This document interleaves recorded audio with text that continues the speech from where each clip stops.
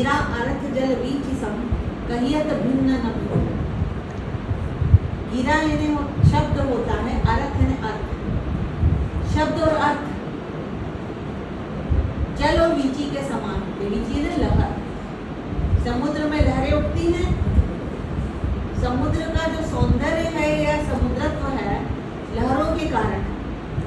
हम समुद्र के पास लहरों का आनंद लेने जाते हैं, तो हम लहरों को समुद्र के जल से अलग करके नहीं देख सकते। समुद्र का जल है इसीलिए लहरें हैं, लहरें हैं क्योंकि जल है।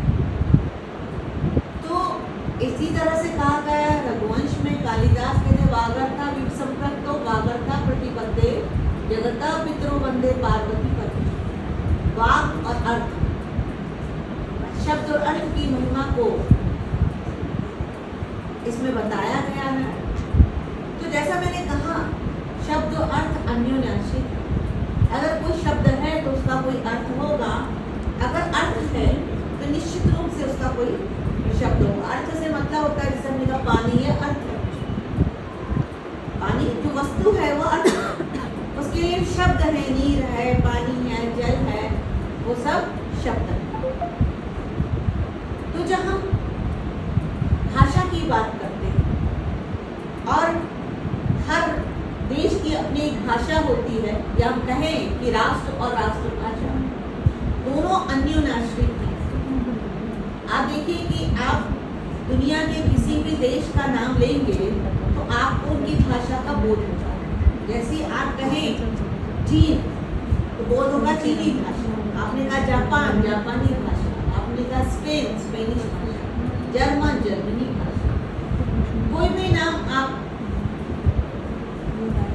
किसी भी देश के नाम का उल्लेख कर लें, लेकिन ये एक 75 वर्ष से अधिक होने के बाद हमारा देश, भारत की बात कर रहे हैं, स्वतंत्रता के अनेक वर्षों के बाद भी ये हमारा दुर्भाग्य है कि हिंदी जो सबकी भाषा है, कई राज्यों की भाषा है, और जिन राज्यों की भाषा नहीं है तो वे राज्य भी हिंदी को समझते हैं, जानते हैं और अपना काम चलाते हैं, या हम ये कह सकते हैं किसी न किसी रूप में वो संपर्क भाषा के रूप में है।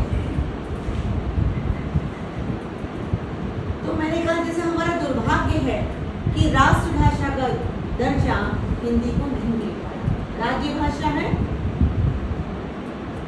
लेकिन मुझे ऐसा लगता है कि वह समय दूर नहीं है कि हिंदी राष्ट्रभाषा के पद पर आनी होगी।